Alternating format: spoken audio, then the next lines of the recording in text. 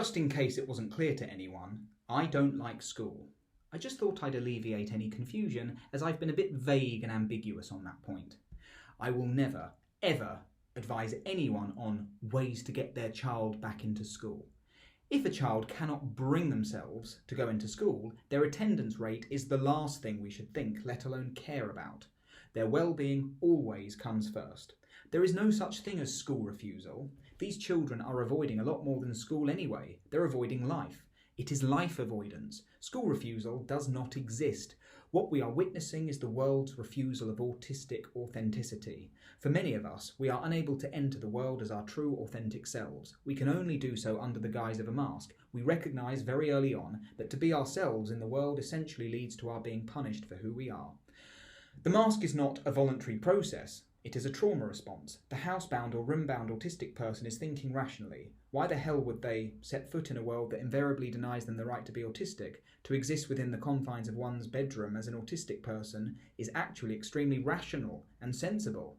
Within these confines, eyes glom to the screen, control and safety are maintained, and being oneself is finally possible. Why would any healthy-minded thinking person give this up? The question is not how do I put a boundary around screen time. What, you want your child not to trust you or something? You are prepared to deprive them of the only source of safety and meaning they have in a world that seeks to eliminate their existence? We shouldn't be focusing on screen times. The object of addiction and excess is not the root of the issue, it is the remedy. The real problem lies outside of the object of addiction and excess, the world that does not yet fully accommodate the autistic way of being.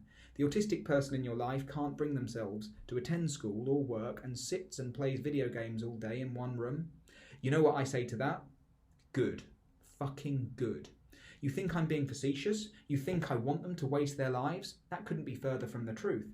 The autistic person who avoids life is not a weak, unambitious coward. They are brave, rational, and have oodles of integrity and respect. They have realised that the only way they can stay true to their autistic essence is by restricting themselves to one safe space and to a limited range of activities. I respect these individuals, I want the best for them, and so long as the world is the way it is with regards to autistic experience, the best thing for many, but not all autistic people is to stay the fuck away from it.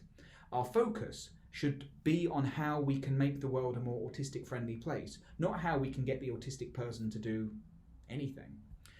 We will do things automatically when we are able to. We don't even need motivation or encouragement. The allure of our interests combined with feeling safe and in control is all we need.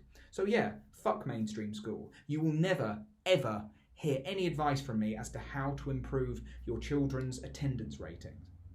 And neither will you hear me advise you on how to limit screen time. Excessive screen time could be a sign that the autistic person regards the world as a dangerous, boring and hostile place and derives their safety, control and meaning from a single source. Don't take that last remaining recourse from them.